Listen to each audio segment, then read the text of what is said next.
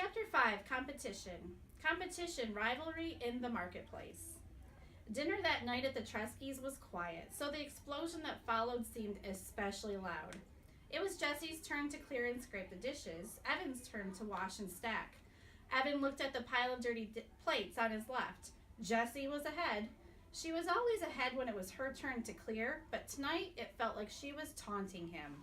To Evan, every plate scraping sounded like, "Can't keep up, can't keep up."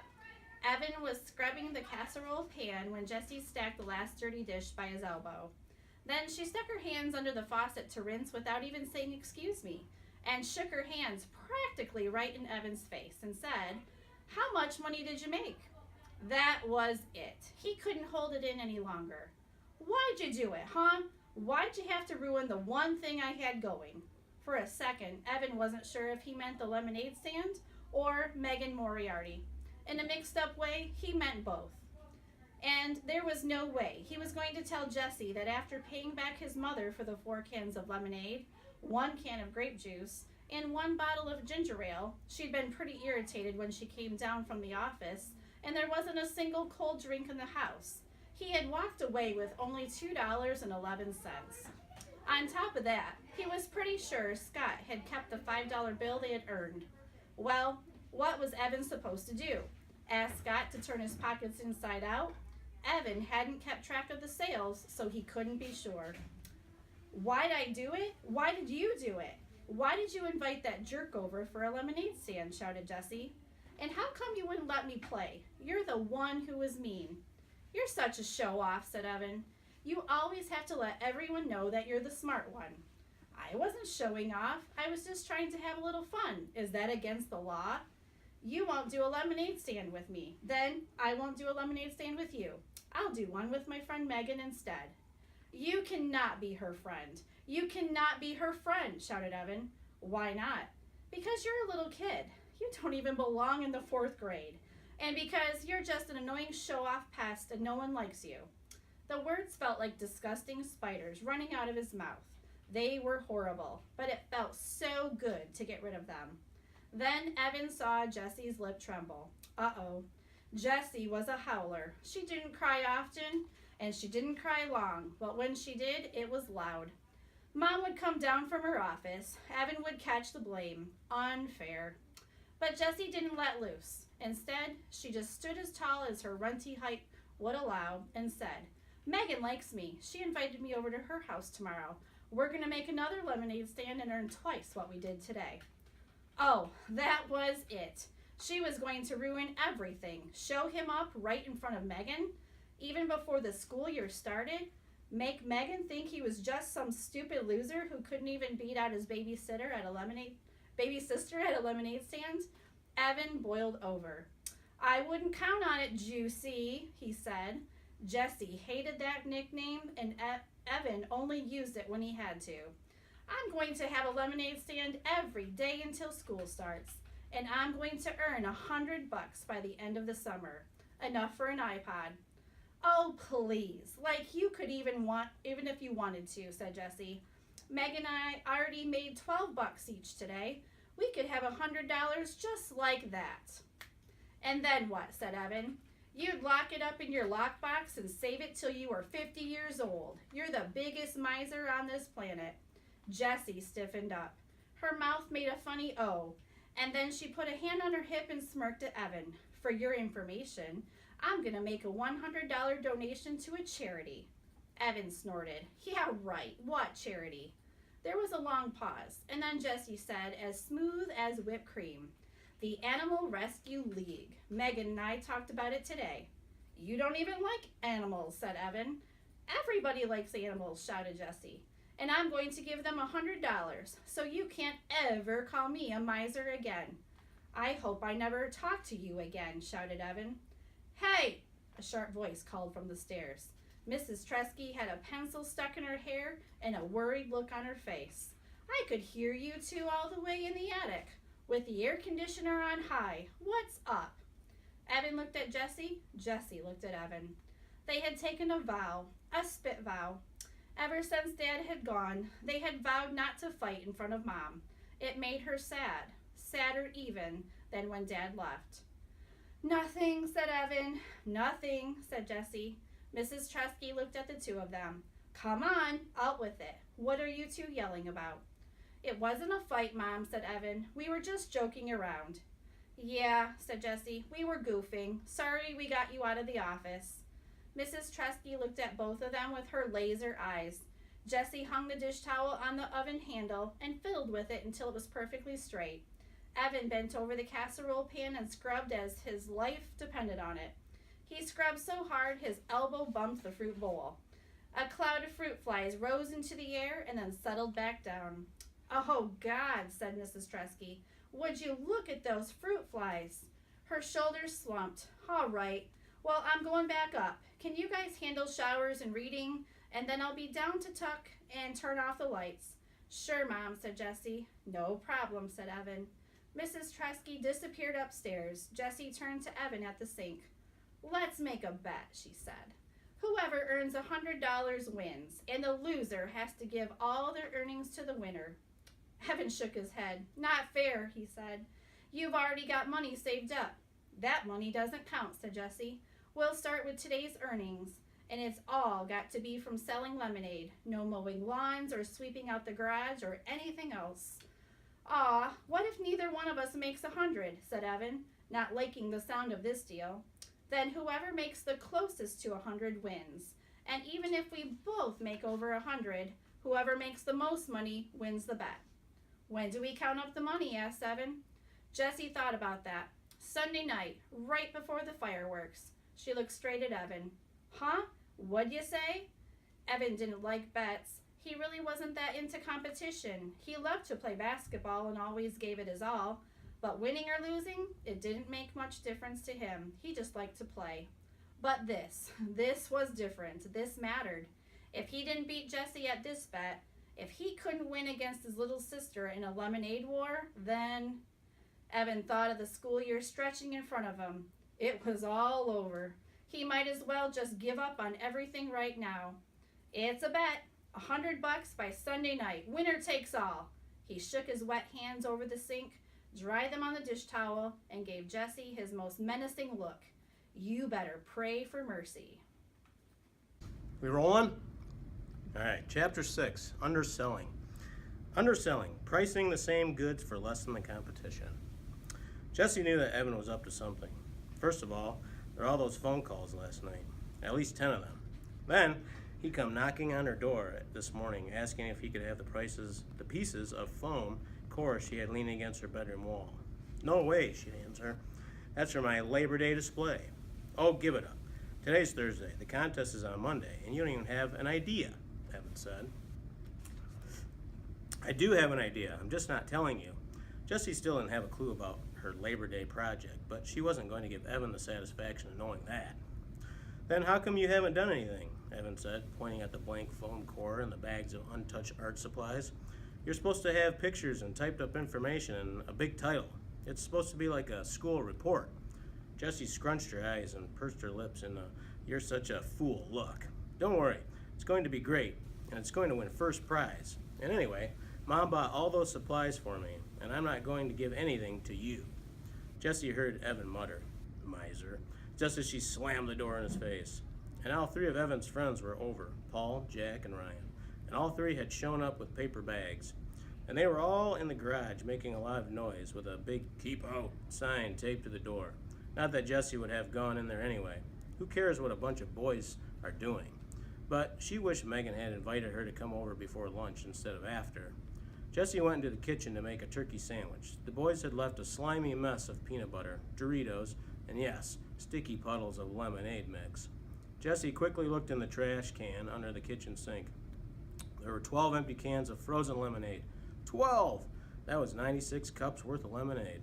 96 possible sales. Holy cow! Where had Evan gotten the lemonade? He hadn't gone to the store, and he didn't have any money anyway. Then Jessie remembered the paper bags that Paul, Ryan, and Jack could carry in. She bet the boys had all raided their freezers and brought over a stash. That didn't seem fair. She and Megan had to buy their lemonade today using the money they'd made yesterday. How were they going to stay ahead of the game if the boys had free lemonade to sell? Think, Jessie, think, she whispered to herself. She couldn't let those boys win. By the time she finished her lunch and cleaned up her mess, she wasn't going to lift a finger to clean up the boys' mess. She had the beginning of a plan in her head, which is why she found it doubly confusing when she knocked on Megan's screen and Carly Brownell came to the door. Jessie'd been all ready to say, "I've got a great idea," but then there was Carly looking down at her like she was an earwig. Is Megan home?" asked Jessie. Carly didn't open the screen door as she looked left and right behind Jessie. "Where's Evan?" "Huh?" said Jessie. Megan came running down the stairs carrying bottles of nail polish. "Oh, hi, Jessie," she said, opening the door. She poked her head out and looked around. "Where's Evan?" "He's at home." "Why?" asked Jessie. Carly made a noise like a snorting hippopotamus. "I thought you said he was coming," said Megan. "No, I didn't," said Jessie. "You said it would be fun to make a lemonade stand with the three of us." And I said, "Yeah, that would be fun." "So, didn't he want to?" asked Megan. "I never asked him," said Jessie. "Oh, I thought you were going to," said Megan. "Then you should have said, 'Hey, Jessie, ask Evan if he wants to make a lemonade stand tomorrow.' And then I would have asked him." This was exactly what drove Jessie crazy about girls. They always said things halfway and then expected you to get the other half. And Jessie never got the other half. Carly gave Megan a look. Jessie wasn't positive what the look meant, but she was pretty sure it wasn't a nice one. That was the other thing that Jessie hated about girls. They were always giving looks that contained all kinds of strange and complicated messages. Last year in second grade, there had been 4 girls who were always exchanging looks with one another. Becky Baker, Laura Lee Sun, Andrea Hennessy, and Eileen Garrett. Jessie watched them and knew that Evan was right. They talked without words. They used their eyes to pass secret messages. She also knew they didn't like her, but only because Evan had finally explained it to her over a Christmas vacation. Jessie was surprised when he told her this. They laughed so much. How could they be mean? They were the 4 who started the club, the Wild Hot Jelly Bean Club, or as they called it, the WHJ Club. Becky was president, and she was telling the others what to do. They made signs and paper buttons and membership cards. The teacher, Mrs. Soren, didn't usually allow clubs in the classroom, but she made an exception, telling the girls, "I'll let you wear your buttons in class, but only if you let all the other kids join, if they want to." By the end of the day, every kid in class was wearing a WHJ button, even Jessie, who'd never belonged to a club before. It seemed like Becky was being so nice to her. "That should have been your first clue," Evan told Jessie later. Becky made extra buttons for Jessie and even helped tape them all over her shirt, and she made a special membership card for her, even a WHJ sign that she helped Jessie glue onto her writer's workshop folder. Jessie remembered all the girls laughing, and Jessie laughing too, and all those strange looks that Becky and Lorelei and Andrea and Eileen kept flashing back and forth, like secret notes passed in class that Jessie could never read. The very next day, Mrs. Soren collected all the buttons, gathered up all the membership cards, and even replaced Jessie's writer's workshop folder. "No clubs in the classroom," she said. "I made a bad choice by allowing it, even for one day." On the playground, Jessie went up to Becky. "Why is she breaking up the club?" she asked. Becky gave her a sour look. "She's been grumpy all morning. Don't you get it? WHJ doesn't stand for Wild Hot Jelly Beans. We just said that to Mrs. Soren. It stands for We Hate Jessie. It's the We Hate Jessie Club, and everyone in the class is a member." Jessie stared at Becky. Why do they not like her? What has she ever done to them? It didn't make sense. And then Lorelei, Andrea, and Eileen had laughed, and even Becky had managed a smirky grin. "Ugh," Evan said later, when Jessie told him the whole story. "They've got rocks for brains. But Jess, you gotta be on the lookout for girls like that." Standing in Megan's front hall, Jessie stared at Carly. Something inside told her Carly was a girl like that. "Look," said Jessie, "it doesn't matter. Evan can't come over. He's busy, and we've got to get going on our lemonade stand. I've got a great idea." "We don't want to do a lemonade stand," said Carly. Jessie looked at Megan. "It's just that." Megan fiddled with the bottles of nail polish in her hand, the same way she'd fiddled with her band bracelets the day before. "It's kind of hot, and we did the lemonade thing already, and now Carly is over. So, You said you wanted to, said Jessie, and I thought you'd liked me, she added in her head. She felt her lower lip tremble. Not now, she shouted inside. Don't be a big baby. Megan stood there, saying nothing, fiddling with the bottles. Then she turned to Carly. Oh, come on, Carly, it'll be fun. We'd made tons of money yesterday, and it was really fun. Carly crossed her arms, tightened her lips, and raised one eyebrow. It was amazing how high she could raise that eyebrow. Jessie had never seen an eyebrow go that high. Oh, come on, Carly, Megan said again. Carly didn't move a muscle. Well, then I guess, Megan's voice trailed off. She clicked one bottle of nail polish against another so that it made a tapping sound that filled the long silence. I guess me and Jessie will do the lemonade stand all alone. Carly dropped her eyebrow and her arms. Whatever, she said as she walked out the door. Spend the day babysitting if you want. The screen door slammed, followed by a huge bucketful of silence. Whatever, said Megan, imitating Carly's voice. Jessie laughed even though she was still stinging from the babysitting remark. Thanks for doing the lemonade stand with me, she said. Are you kidding? She's such a stuck-up person. I didn't even invite her over. She just rode by, and when I said that you and Evan might be coming over, she just walked into the house. Are all you girls in 4th grade just like her? Asked Jessie. She tried to sound casual. Some are, said Megan. She sat down on the stairs and opened a bottle of sky blue nail polish. With quick, expert strokes, she started painting her toenails. Hey, that's right. You're going to be in our class this year. That's so weird. Jumping a grade? A lot of people skip grades, said Jessie. Really? I've never met one before. Here, do your toes green, and then you'll be coordinated. Jessie ended up getting more polish on her toes than on her toenails. But by the time they were done, Jessie had explained her plan for the day. Value added. See, she said, pulling the 10 bright idea lights, light up your sails, from the back pocket of her shorts. She turned to bright idea number 2 and pointed with her finger.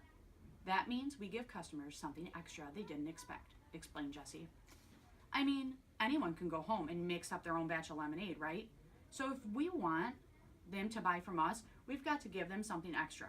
We add value. Great, said Megan. What are we going to add? Well, how about chips? And maybe pretzels? Everyone likes chips and pretzels.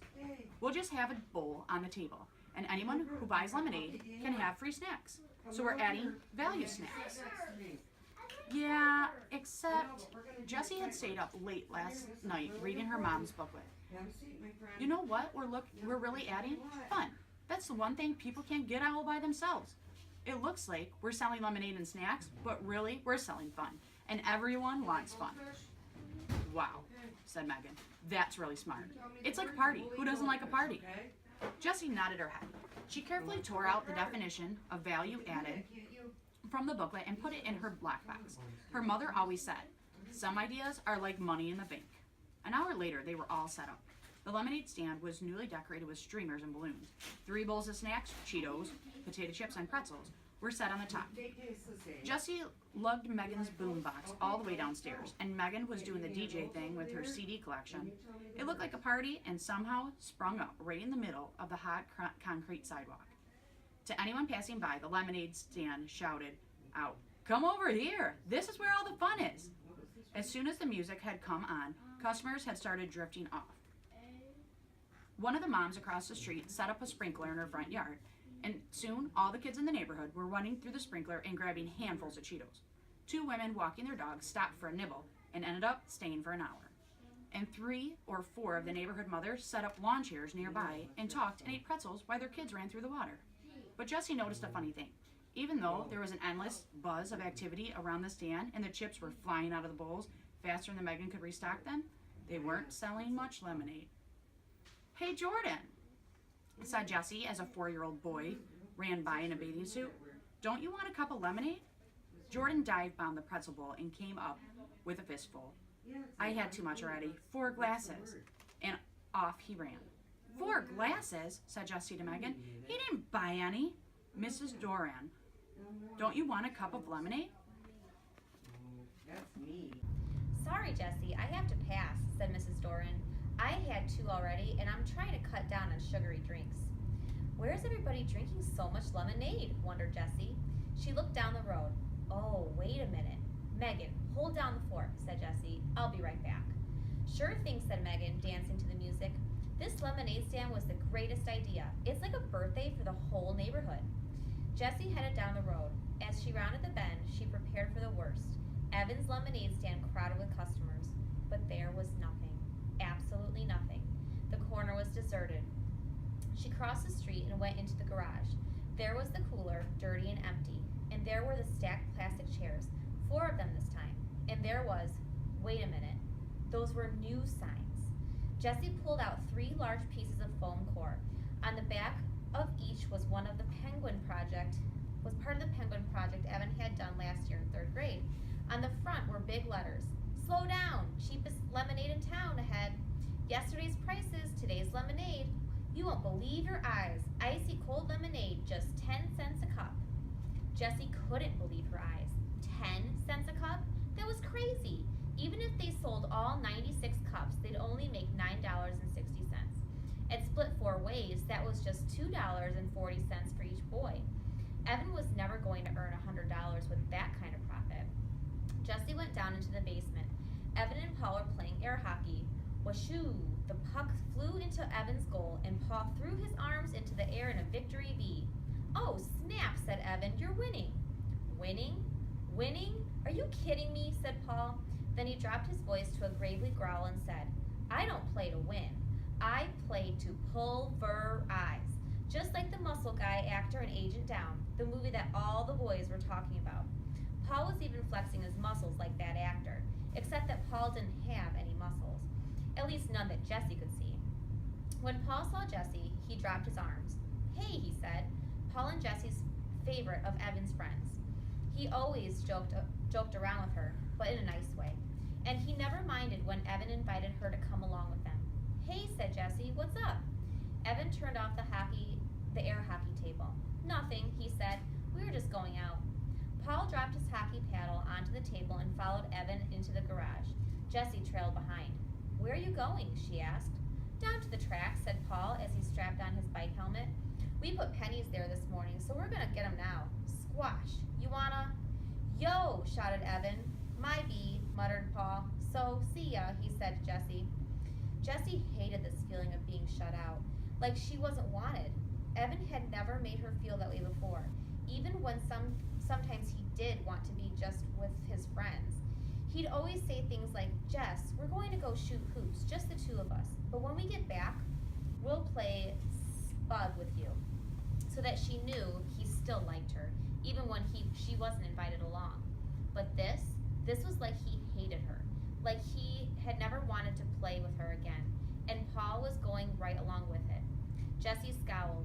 So you really cleaned up today at the lemonade stand, huh? She said. Yep, we sold out, said Evan. So what did you make, like $3? She asked. Actually, we made a ton. What was it, Paul? $45, said Paul. Jessie's mouth went slack. $45? There's no way, she said.